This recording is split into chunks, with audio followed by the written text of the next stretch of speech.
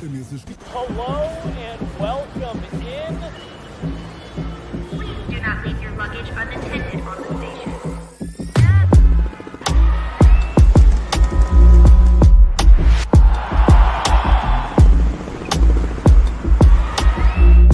Welcome to the show.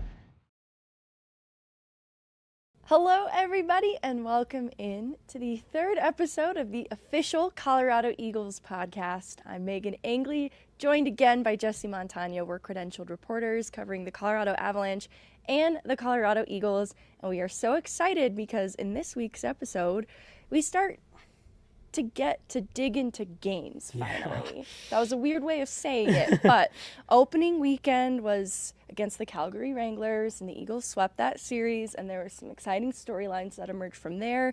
They're on a road trip right now playing some of the California teams, so they have a couple games under their belt there, and they were delivered their first loss of the season against Ontario yesterday, but I'm going to talk about it a little bit because I don't think it's anything they should hang their heads over. It was a really close game, and I hate the way that it ends, and not because of anything the Eagles did. But that opening Calgary series was a really strong way to kick off the season. They win two very different ways. Opening night, 7-4. Next night, it's 1-0. And that first night, that 7-4 win, their power play scores on 3 of 4 opportunities. Shots were 43-17. That next night, it was a lot closer. 43-17? Yes. Calgary's probably wishing they had Ilya Solovyov in the lineup, eh? And probably not our old friend Prosvetov in between the pipes. Yes. It was a high-scoring game, and honestly, that's, especially AHL, that's beginning of the season vibes. Like, both teams wanted to tighten things up, and so a 1-0 win the next night is exactly that. Like, even looking at the shots battle between two periods, Calgary was coming out and putting a lot more on net than they did the night before. Eagles were still tightening things up in their own end too, so it wasn't as high scoring. So Isak Posch gets his first shutout in the American League with 18 saves. And so 18 compared to the 43 shots that the Eagles put on them the night before, it was a much more even game between both. And I just wanted to shout out Isak Posch, though, and his first career shutout. He actually gets his first career win the night before, too. He'd only been in one AHL game previously because he joined at the end of last season, coming straight from college. So a really young, kind of green goaltender, just getting his bearings at this level. We talk about the transition for goaltenders from North American ice, when they come over from the KHL, there's a huge difference, or honestly any of the European leagues and teams. For Isak Posch, having played in college, there's a pace difference too, that you have to account for with young goaltenders that are just beginning to make that transition. So that was really exciting because without Trent Miner, who the Eagles lean on so much, it was good that honestly, they've been perfect with Isak Posch in net. And so the adjustments that he made, I think better understanding the pace one night into the next also accounts for the 1-0 result that they got. Well, I'm glad you brought up Trent Miner because that was something that I wanted to mention of why it's great to not only see Isak Posch get the first win, get the first career shutout, but to just be playing well. We've talked about it, I think, even on the first two episodes of, you're without Trent Miner right now, not because of injury or anything like that, but because he's up with the NHL club and serving a valuable role there, backing up, Scott Wedgwood right now with Mackenzie Blackwood injured, who I want to circle back to in a second. He's in one of my topic notes later. Because it relates to Isak Posch. But for Posch, like you said, a young guy who showed up on the scene at the end of last season and, didn't get in a ton of games given where the team was, the way Trent Miner was playing. It's just good to see, not dissimilar, for Avs fans that are listening, not dissimilar to what the Avs are experiencing right now with Scott Wedgwood being able to, play very competently in place of Mackenzie Blackwood. It is so huge for this Eagles group to have a guy that, again, young player, young goalie, I don't want to say a full unknown, but, just getting his bearings in this league to be able to come in and not only be, effective, efficient, but in that second game against Calgary, pitches a shutout. Talking about a difference maker. Like just what that does for the group's confidence has to be huge to say, yes, we lean on Trent a lot, but even when Trent's not here, we have every bit of confidence in the goaltenders, whoever the tandem happens to be at the time. Well, and I think it's not the way they drew it up either, in the same way that Scott Wedgwood starting for the Avs wasn't how they drew it up. And so to have Wedgwood step up, and then I'm sure they were expecting Trent Miner to be the guy as the starting goaltender in Loveland to start the year. Isak Posch seized the opportunity. He probably wasn't expecting to get so many starts out the gate and maybe ease into getting acclimated to the pro level a little bit more, and he's been thrown into the fire, so to speak. So they go on the road against Coachella, and he has 19 saves on 20 shots. Yep. It's another close game, a 3-2 win for the Colorado Eagles, and Isak Posch continues to string together a really good game. And what I like, too, so you look at opening weekend, power play is great opening night. That next night, perfect penalty kill, 5 opportunities. And then this Coachella game, they get all 5v5 goals. They get another strong goaltending performance out of Isak Posch. Daniil Gushin has been a player that the Eagles acquired in that trade with Oscar Olausen over this summer. He's one of the best goal scorers in the American League and still the franchise leading scorer for the Barracuda. He has 5 goals in the last 4 games. So I'm getting ahead of myself. One of those is in the Ontario advertised. game. As advertised. And a couple on the power play. So that, hasn't been as strong as it was the first night, but he continues to be ever the shooting threat that he was as advertised. And what I like about this Coachella game too is I talked with Coach Letestu about Ivan and what he's heard about his development through this point, what's next for him. And he basically said, want to see him get stronger at the dot, but he's going to get rewarded here soon. He's too good of a player. And Ivan's line with Jayson Polin has produced now in the Coachella game and the Ontario game. In this Coachella game, it was a Jayson Polin goal, but I love Ivan's work along the wall to keep this puck and set up this passing play. And I also would like to issue a formal apology to Alex Gagné because I've been saying his name Gagne. It's not. It is not. All right. It is not. So Alex Gagné double apologies here. Has the stretch pass to Jayson Polin on this goal. And I would just like to issue a formal apology to Alex Gagné, who is the son of Keaton Middleton. Like, I don't want to get off on too much of a tangent here, but one, they're keeping those two together as a pairing for a reason. I think Keaton Middleton plays a way that they would like to see Alex Gagné grow into. And he has come out swinging, I guess. He plays with a lot of intensity, and the way that he plays obviously upsets his opponents. And he has wanted that smoke since he got to the American League. So he doesn't take any BS. I think he's still getting acclimated to the pace, but he's been thrown on the penalty kill since his pro debut. And I think that speaks to all of the things that Gagné did so well in college in his own end, that once the pace of play starts to really settle in for him, I think those strong defensive reads, the smart stick, we're going to see that alongside the physicality that has been there from the jump. Well, so I want to go back to the Jayson Polin goal off the great feed from the great play started by Ivan. However, and also double formal apologies here. I've also been saying Gagne. That's totally on me. What a pass from Gagné. What a pass. Like, you and I talked at the beginning of the season before games got started, saying like, obviously you see the size, you see the physicality. We saw the physicality immediately at the rookie tournament. Not afraid to, pinch down in the offensive zone and not try to, stop a puck from being broken out, but engage physically, lay a hit, get involved. But you and I also commented so much on the fact that this was a guy who quarterbacked the power play in college, who's maybe his offensive numbers weren't eye-popping, but for the size, for the physicality, you're like, that's pretty decent production. I thought you saw why on that Polin goal. Yes. He's got the vision, and he's clearly got the smarts and the ability to make those plays in tight windows. Like, he had to zip that puck through the slot. Right. And find Jayson Polin. Great play creeping in on the backside. I mean, puts that puck on a wire right on Polin's tape, and that is that as much as we've seen the physicality out of the gates, that's the skill and the offensive upside that you say, yeah, that's a reason why that guy was quarterbacking a power play. That's the reason why the numbers, even for being as big and physical as he is, why the production is still there. You see the capability right away. Yeah, because it's about speed, the speed of which this play unfolds. Like if he dusts that puck off for too long, Jayson Polin's probably not open at the net front anymore. That seam to him is just no longer available. And credit to Jayson Polin for finishing. That is what he did in college. You know, there was a time where he scored the same amount of goals as Adam Fantilli, and I will never let that rest.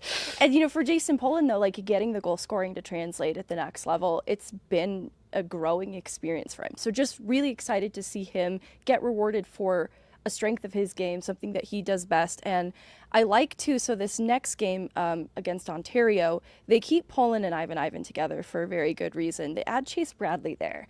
And I really like what Bradley kind of adds to any line, and I'm getting ahead of one of my topic points. So I'll get back to Chase Bradley in a second. But can I, one last thing on the Gagny play. Hell yeah. Great support.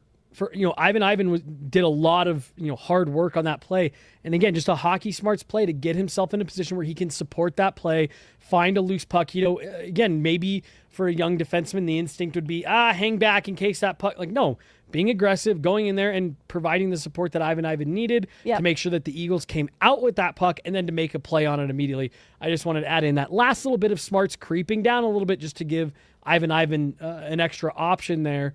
As Ivan was doing great work, hey, got a little bit of extra support backing you up. I like the trust in one another too. I think that speaks to that a little bit. Not so different. So this goal, Ivan's line, it's pressure along the wall. Now, I'm not sure if he actually gets a stick on it in this play, but he's creating enough pressure that Ontario turns over the puck, at least. And so this allows, the open of the ice, like the middle of the ice to open up to allow Polin to get this puck on net and Ivan to clean up the rebound. And what I like about Bradley's role on this play is Bradley sees Ivan doing this work along the wall to create that pressure. And so he stays kind of on his guy, at least as a body, to prevent him from being able to get inside ice so that the area between the hash marks is now open for Jayson Polin to get that puck on net and for Ivan to get there to clean up the rebound. And so it's the subtle detail of what Bradley's doing on this play away from the puck that allows the middle of the ice to get open like that. And so I think the way that each of those players work together is something I'll come back to with Bradley and his versatility here in a second. But start to finish, I like how Ivan creates that pressure along the wall to start it, gets to the front of the net in anticipation of Polin putting the puck there, and finishes. And so also very glad to see Ivan finally get rewarded just like Letestu predicted would happen. Yeah, I mean, we saw too many good habits at the NHL level last year. That it was why it was just puzzling when it didn't quite translate, back with the Eagles. And I think we talked about it on the very first episode of, Ivan was reassigned, maybe a little bit earlier into training camp than we thought, but I think it was about, and again, I think you said this, so I apologize for being repetitive. Get down there, work on the details, feel confident, get the reps, and it's just, like you said, it's nice to see him get rewarded in a way that, Mark Letestu predicted. And I think something else Letestu talked about too was trying to find spots for him, opportunity for him that's going to be meaningful to his development. And so I think that's going to come down to Ivan in a lot of ways too, taking advantage of it. It's so, his minutes aren't top line minutes, but he found a way to get on the score sheet now 2 games back to back. And I think what the identity of this line with Polin and potentially Bradley on it, it makes a lot of sense too, because I think the work ethic has to be there. But Ivan, I feel, has an offensive instinct too that is maybe what separates him. Like when we were talking about some of the depth forwards that were in consideration for a job with the Avs to start the season, there's different strengths of Nikita Prishepov, of Ivan, of a Chase Bradley. And where Ivan, I think, separates is the offensive instinct. I think too, though, he does a lot of the little things right. He just has to do a lot of the little things right consistently. Yeah, and I mean that's we've talked to Mark Letestu. You had him in studio. We talked to him I think every week since. And it's the habits, it's the details. And Meghan, where have we heard that before?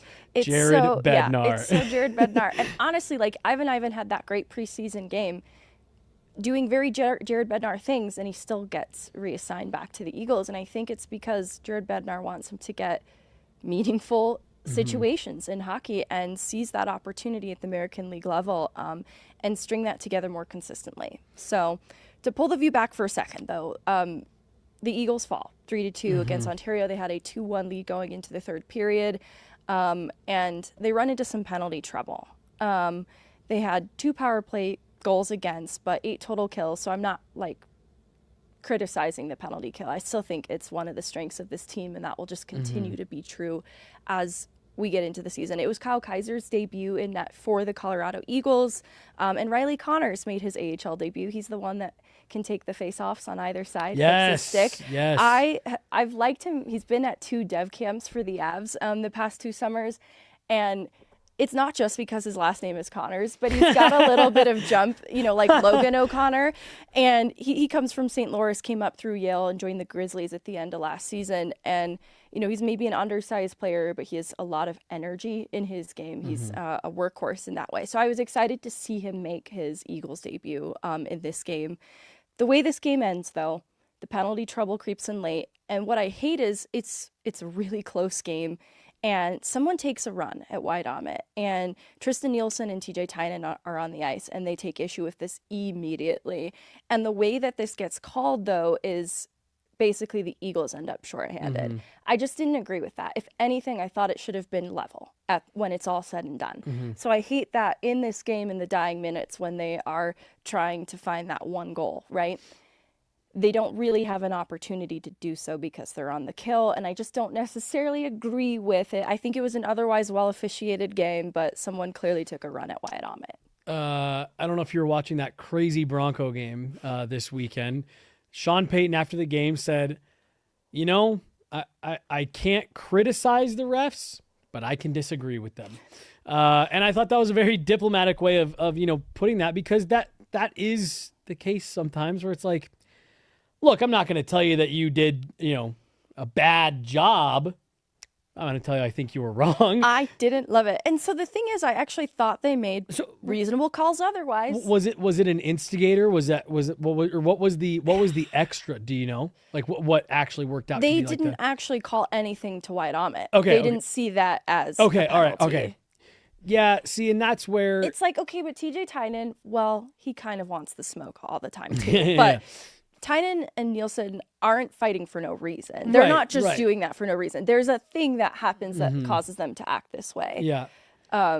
So between the two of them, one of those was like, nah, one of you's getting extra for this.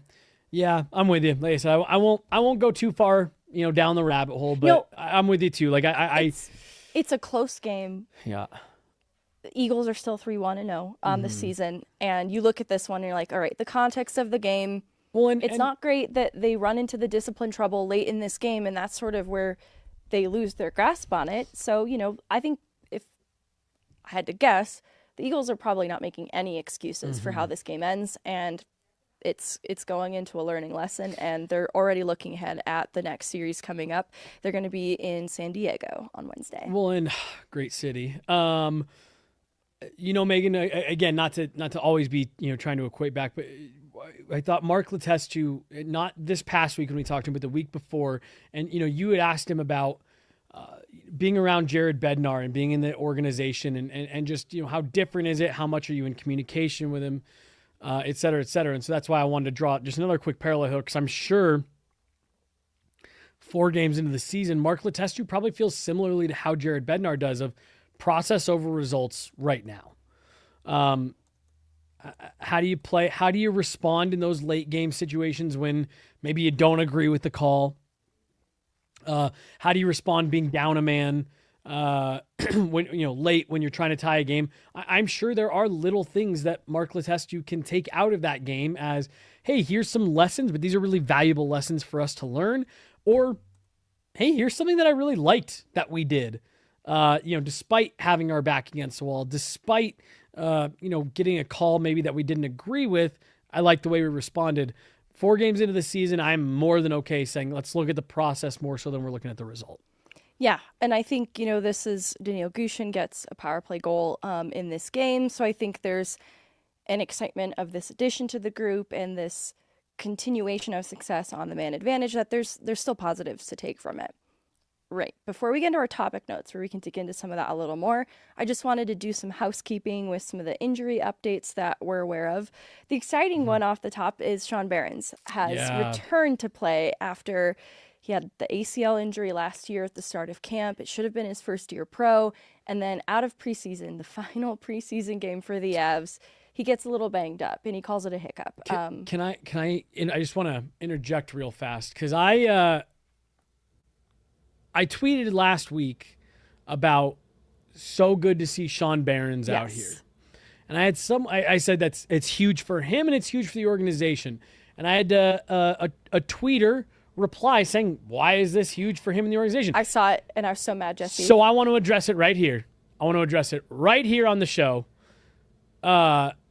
It's huge for Sean Behrens and for the Eagles. Sean Behrens is one of this organization's top prospects, not just defensive prospects, Meghan. One of their top prospects and was really one of their most exciting players at camp last season. He was the last cut out of Colorado Avalanche camp. It was his first pro camp. There's a lot to be excited about with Sean Behrens and Meghan right now. There's a real organizational need for exactly what Sean Behrens is. So, exactly what Meghan was just saying. It's huge for him and the organization.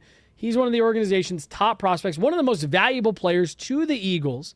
Missed all of last season on a freak injury during training camp.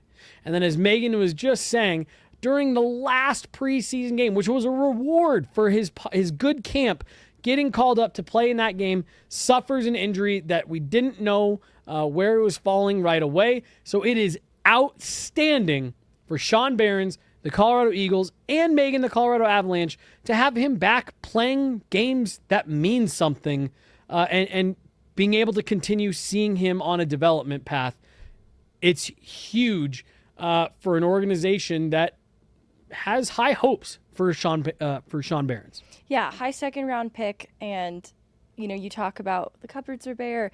Avs haven't had a lot of draft picks over the years. That is one of the best prospects in the pipeline. 2-time national champion. Had some great work in his World Juniors, won a bronze medal representing Team USA, played alongside Luke Hughes on a top pair in that tournament. Was elevated from the bottom pair to the top pair because he is so smart defensively. He's offensively gifted too. I think sometimes people see that and kind of typecast him as just an offensive defenseman, but he has a high IQ. He's very smart defensively. He's a really dynamic skater. So there's a lot of reasons to get excited about Behrens. He joins the team for this California road trip and has been in now the Coachella and the Ontario game. And I think too, it shows that he didn't play hockey this last season. I think he's getting adjusted to the pace. So, I'll reserve further judgment. I just want to see him continue to play more hockey games. I'm so excited to see him back. I mean, he hasn't played in a game in over a year. So yeah, I think some not growing pains, but some getting back up to speed. I think that's totally expected. Right. Quite literally getting back up to speed, because I actually really loved his first period in the Dallas preseason game on the road. I know there's not a lot to evaluate from that, but I think that he'll win over Eagles country pretty quickly. All right, that was the exciting one. Jack Ahcan was also returned to the Eagles. Yep. He was called up by the Avs briefly, and it was good. He got back in the game on the Ontario game, and he is such a critical component on the Eagles' power play. And not only what he adds in terms of in transition zone entry because of his speed, but also his vision from the blue line out. So really excited to see Jack Ahcan back in the fold. One of the topics too is how they're kind of shorthanded on the right side in Loveland. I'll get to that in a second though. Nikita Pershepov, lower body week to week. Matt Steinberg, lower body week to week. Jake Wise, upper body week to week. I've heard pretty good things about his outlook too. He's been at practice and getting some reps on the power play as well. So I think, when he's ready to go, he'll hit the ground running, and they're just trying to be cautious with him. Connor Kelly, lower body, 1 to 2 weeks, and then Ronnie Attard, lower body, day-to-day. He was day-to-day a week ago, so day-to-day. Yeah. Sure, aren't we all? We're Aren't we all all just a little day-to-day? day-to-day. And Meghan, those aren't insignificant names for this Eagles team. No, they were fully expecting Ronnie Attard to be the righty that helps to strengthen the right side on their D-core. And so that's been a bit of a bummer not to have that. Yeah, and again, just being up there the last couple of weeks, talking to guys, that's definitely a sentiment that I feel like is, around this group right now. We feel really good. They came out of the gate strong, excellent energy at practice. This seems like a group that really is gelling. But we've got reinforcements that'll be coming down the road. Right. Nikita Proshepov, no scrub himself. Yep. So that'll be a huge addition to the forward group when he's back. Matt Steinberg brings something kind of different from a lot of the other forwards. He's a menace on the ice, and I know guys love playing with him. So, even just not having that represented in the forward group is a bit of a bummer. Jake Wise, both special teams, really utility player. So, these are not insignificant names, and they're 3-1-0. Yeah. So, and it was a close one against Monterrey. So, looking at that back end, just, quickly, they just don't have enough righties. Brian Yoon is a righty. And then they've had Wyatt Aamodt, Jack O'Shawn, and Keaton Middleton playing on the right side despite being lefties. Now, Jack O'Shawn's done it before, but I just wanted to put that into perspective too.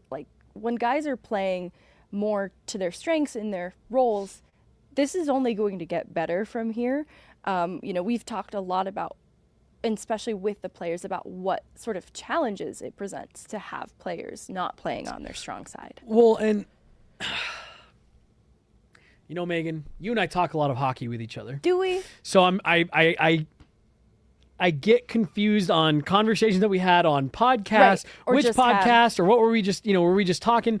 So I apologize if we talked about this a couple weeks ago on the show, but Keaton Middleton gets reassigned to the Colorado Eagles, and we had spent a lot of training camp kind of penciling him in as maybe that seventh D to start the season for the Avs.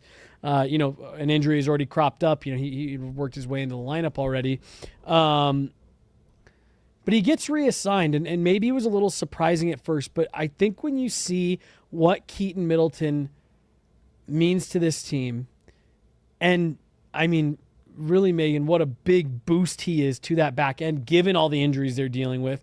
A guy that can, be a little flexible, play on, his offside. I just wanted to make sure to give a little shout out to Keaton Middleton here because, how much, I don't want to say how much worse shape would it be, but just how big is it to have a guy like Keaton Middleton playing with this Eagles group right now, given the amount of injuries that they have? Just what a luxury it is to have a guy like that playing with this group. Yeah, 41 games in the NHL last season. And so, in my mind, he's an NHL player. And he earned a lot of trust. Jared Bednar talked about the reasons why he stuck. And it probably does sting a little bit for the reassignment to happen. But it's kind of the same way we talk about how, Jack Drury, he's a luxury to have as a fourth line centerman. So he's kind of growing into that 3C role, right? It's a luxury to have Keaton Middleton with the Colorado Eagles. And again, I think from a leadership standpoint, it's huge for them, for the experience of, you said 41 games last year. You played half an NHL season, and there were plenty of games where he was with the team. Beyond that, just getting to be around those guys and seeing the habits of, a guy like Cale Makar, I know very different, even stylistic type defenseman, but again, to see be around defensemen as smart as Cale Makar, Devon Taves, I'm sure there's so much that he was able to take away from that. Playing with a guy like Josh Manson, and for him to be able to bring that to this Eagles group, specifically right now at a time where they are banged up, and you're maybe asking a little bit more of the defensemen that are in the lineup. That's huge. That's huge for this group. It's huge for a player like Gagne, who's learning the ropes in this league. You've got Keaton Middleton, who was doing PK reps with a power play that consisted of Nathan McKinnon, Cale Makar, Val Nichushkin. So, yeah, that's pretty significant. And I'm kind of excited to transition it to his time up with that team. You know, hockey is family in a lot of ways. And so Cale Makar, his teammate, up with the Avs, little brother, Taylor Makar, playing with the Eagles right now. I'll talk about him a little bit more in a second, but head on a swivel, like Keaton Middleton was letting everyone kind of fight their own battles, especially Gagne, who I think he wanted to give him kind of that independence. But the minute that Taylor Makar was kind of targeted on the ice for a hit that the Calgary Wranglers didn't like, Keaton Middleton was putting himself in between them. And he, later in that game, very same thing, head on a swivel. The minute that Taylor Makar was the source of ire for the Calgary Wranglers, Keaton Middleton was making sure he was putting himself between them. And I thought that protective instinct was really wholesome because you don't touch Taylor Makar. Like, that's family. And Keaton Middleton would defend any of his teammates that way, but I did think the special attention paid to Taylor Makar was kind of endearing. Yeah, and I mean, you know that comes from a standpoint of, and I don't want to jump the gun on your rundown here, but you know, we saw Keaton Middleton chopping it up a lot with Mackenzie Blackwood this last week, and you know, like you said, you there's a real brotherhood that's formed there, especially when you spend that much time, you know, with the team last year, and I'm sure it's even like a subconscious, you know, protective of his buddy, and I'm sure he got, you know, he hung out with Taylor a lot. You know, probably in the summer, just being around Cale and all that stuff. So yeah, just definitely that like, whoa, no, that's Cale's brother. That's my buddy's brother, and you know, you don't touch him. Yeah, and so I think that also speaks to the leadership, and something that you and I talked about back in the first episode, and the parallels that we were drawing to this Avs group of camaraderie, togetherness, standing up for the guys that are you know, lined up next to you. I think those just speak to some of those intangibles.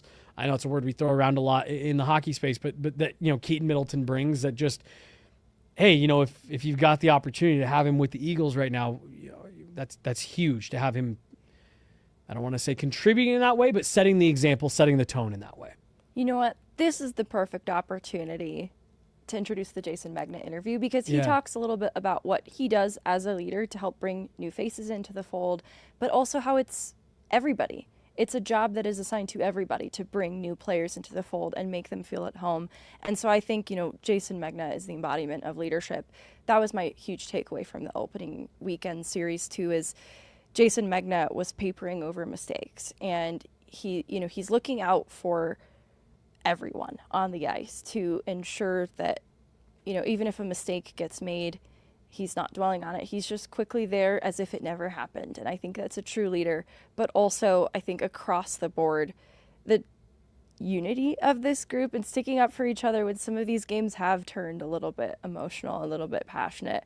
I think this is going to be a really, really solid group, like just as they continue getting in games together. And I think Jayson Megna kind of touches on that in this interview. Fan base, why wouldn't there be interest? That's so true. Yeah. All right. We are rolling whenever you're ready, Megan. All right, well, I wanted to catch up after the opening weekend. You guys sweep that series. Can you tell me a little bit about some of the biggest takeaways that you got from it? Yeah, I mean, I think that we are obviously a very talented team, but I think we're a team that can kind of play it both ways. Obviously, we went 7-4 the first night, maybe wanted to tighten some things up defensively, and then, you know, able to get a win 1-0 the next night. I think that speaks volumes for, you know, the way our group is, you know, buying in, especially this early in the season, and you know, kind of gives us confidence going forward, knowing that we can win both different ways. And in that first game, the power play was really clicking. Can you tell me some of what you saw that was working so well? Well, you just look at the personnel on the ice. Obviously, all very talented players, and you know, you have Tynes and Jack on the top. Good things are going to happen. So I think you know, they showed that they're capable of pouring it on, and you know, hopefully teams you know, stay a little bit more disciplined against us. We're hoping that that's not the case, but you know, it's certainly a very dangerous power play. And with the new addition of Derek Army heading that up, what has he brought to the table that's helped the power play? Yeah, I mean, I think similar to Danny Heino last year, just really good energy and positivity, and you know, knows where to place guys and kind of what gives them the best opportunity to be successful. So I think so far so good. Obviously it's a long season and there's going to be peaks and valleys with anything, but certainly a great start, like you said. And how have some of the new additions to that power play made a difference? Yeah, I mean, Goose, Neeler, and Beebe, I think they all factored in Friday's game. And obviously, all talented players in their respective teams last year, and seemed to gel and fit in right away. So that's a positive sign, and happy to see. And what are the realities of not having a player like Jacob Montano as a leader, kind of on that back end? And how have you think about the players who have stepped up? Yeah, I mean, you're not going to replace a J-Mac. It's 31 goals that vanish out of midair until February or March. So it gives guys opportunity, and we need those guys to step up and focus.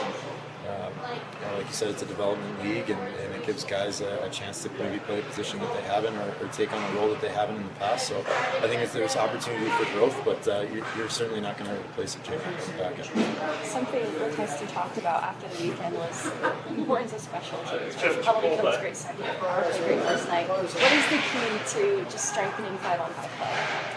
Well, I think that comes, as the season moves along. A lot of guys are playing together for the first time, and just get some line chemistry and getting into a rhythm, so to speak. And, like I said, I think that comes as the season progresses, just more time spent practicing with each other. Chase Bradley comes your room for that second round, practicing again for days here. What is he doing? Well, he's a big body that skates. He plays a hard game, and I think he's really good for Felly and I. Winning puck battles down low, being good on the forecheck, and he's a smart player and he's able to finish, as you saw in Friday with the 2 goals. So, we're excited to have him on our line, and hopefully good things moving forward. Milan was on ice earlier working with some of the players. What kind of a value add is that to have a Hall of Famer on that with you guys? No, it's really cool, and obviously when he speaks, you listen, and knowing that he's been through it and had such a prolific career. So I think it's great for the young guys. It's great for guys even like myself to just be on the ice and hear little tidbits of advice. And moving forward, I think that's only helpful, especially for our prospects and guys that grew up watching. I can't From pick the one. perspective of team building, how important are road trips for just getting closer as a group? I think it's huge. I mean, you get them away from their homes and get them out of their comfort zone a little bit. And, having dinners on the road or hanging out in the hotel or on the bus rides, it's just a way to get to know the guys better. I mean, all of us have different stories, and at the same time, all of us have a lot of things in common. So getting to find that out when you're on the road and at dinners, and some of my fondest memories playing hockey is just having the time on the road with the boys. So looking forward to getting the first road trip started here. This will be the last one, but especially because of this league, there's so many new faces each year. As a leader on this team, do you take maybe extra responsibility in bringing new guys into the fold, and what does that look like for you? Yeah, I think this league more so than any other. It's a lot of new bodies, a lot of new faces each year, but luckily we have a lot of returning guys and a lot of good guys that from different places. So I like to say it's a shared responsibility. We have a great leadership group, and I think we try to put an emphasis on, especially early in the year, getting guys, making sure they don't feel like they're new, they don't feel like they're rookies, and getting them into the fold, because if they feel more comfortable, in the locker room, then they'll feel more comfortable on the ice and able to contribute. Awesome. Thank you so much. Appreciate it. Thank you. Appreciate it, guys. Thanks. All right. That is Jayson Megna. All right. We have been yapping about the Eagles for a little bit. I'll be up there this upcoming weekend for the Rockford Ice Hogs series. Mm-hmm. They have one more game on the road against the Goals. So I don't want to not get to some of these points, but I think you wanted to briefly talk about Mackenzie Blackwood and the conditioning stint. Well, I wanted to go back to Isak Posch a little bit, because I was able to talk to Mackenzie a bit this week about just being up there, and not only him getting the opportunity to skate in a full practice when the Avalanche are out of town as he's trying to rehab back. Not only that opportunity for him, but he and I had a great chat about what he can pass on to a goaltender like Isak Posch, who is a young pro, trying to figure out and navigate these waters and all of that. And just Mackenzie said Isak was really excited to have a guy like Mackenzie up there, and UC Parkla is up there as well. And just, he was saying you can just tell so much of how much Isak Posch is trying to learn right now and absorb as much as he can and ask questions. And just grow. And I think that is such a great sign in a young goaltender who knows his role, knows that when Trent gets back to Loveland, that's going to be the guy. And, I've got to be here and learn and understand, what my job is and all that. And I just think that it's great to hear, because I feel like there can be situations, and we didn't see any of this when we were up at Eagles, but like there can be situations where maybe a goalie, is on a conditioning stint, getting some help, and maybe you can feel a little like, it's my practice. Why am I having to, give up reps to this guy? And just none of that. And just purely Isak Posch using it as an opportunity to learn and take something Mackenzie Blackwood. I think that's just such a great sign of maturity in a goaltender that, like I said, is understanding his role and understanding what the club needs of him. Also, by the way, Milan Hajduk on the ice with the Eagles casually. I don't think it's the first time either. I think he's done some kind of development stuff with the Eagles in the past. We've seen it a little bit development camp, and that relationship links back to Mark Popovich, the skills coach for the Avs. Now he has a skating group and brought skating coaches to dev camp, which was new for me, at least, that I had seen that done before. And then you've got Milan Hajduk working with the Eagles at practice ahead of this road trip that they are on right now. So talk about invaluable experience, like just a Hall of Famer casually on the ice with them. No big deal. Still some of the best hands I've ever seen. So that's really cool as well. The quick burst. I've loved Mark Sendin and Taylor Makar kind of in a depth role. They're becoming staples on the PK. That is exciting to see from Makar. I like just how naturally he's settled into like full-time, consistent pace of play at the pro level. And I've really liked the responsibility of Mark Sendin and Taylor Makar together. And what Makar adds to that line is speed, and what Sendin adds is he always has his work boots on. He is also a puck hound and pretty relentless on the forecheck. So I really like, whoever's playing alongside them also usually has similar qualities. At one point it was Chase Bradley, Riley Connor slotted in there, Jadlika slotted in there too. But I've liked what that line has been. It'd give me shades of like Cogliano, Helm, O'Connor. All right, so you're the one who made the comparison, not me. I was going to say the same thing. It's just, and again, like I lose track of the amount of times that we sit here and say like, this is an organizational identity of guys that have skill and can finish and can be impactful in the offensive zone while being those workhorse puck hound, type players that are just miserable to play against. And for guys like Makar, Sandin, like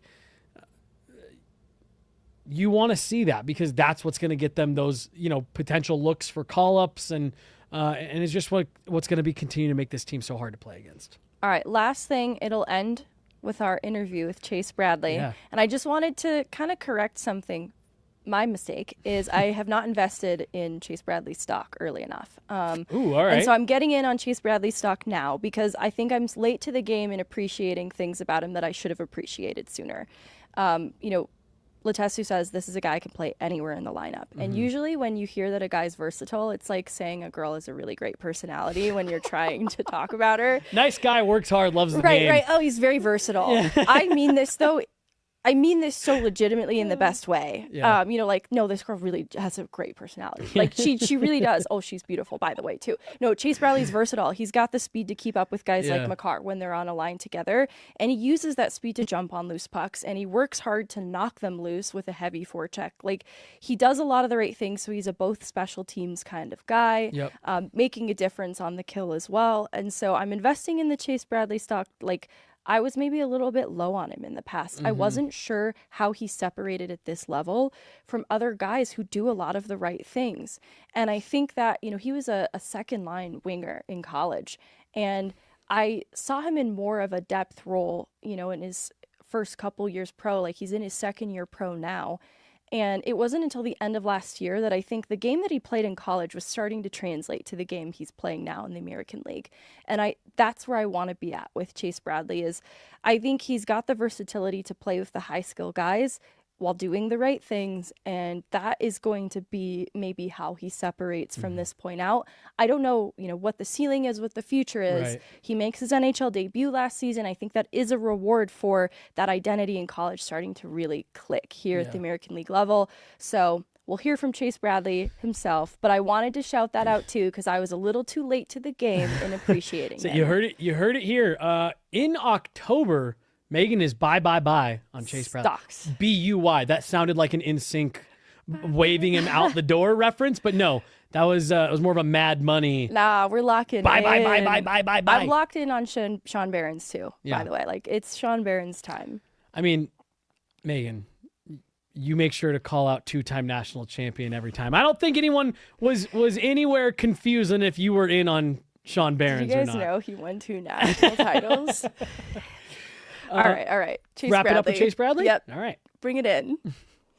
All right, I don't have too much for you. Just wanted to catch up with you after the weekend. That kind of promotion to that line with Meghan and Oliver. What did you like about playing with those guys? It's just easy, right? Like, they make it easy on you. They're in the right position.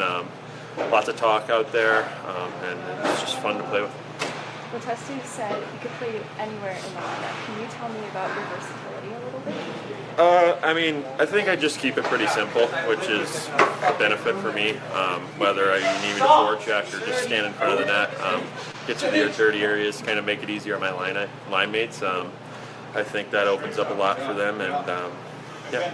He also talked about you carving out your identity in your second year pro, I believe. Can you tell me a little bit about how that's evolved from what you were as a player in college to what you're becoming right now? I think it's pretty similar to the way I played in college.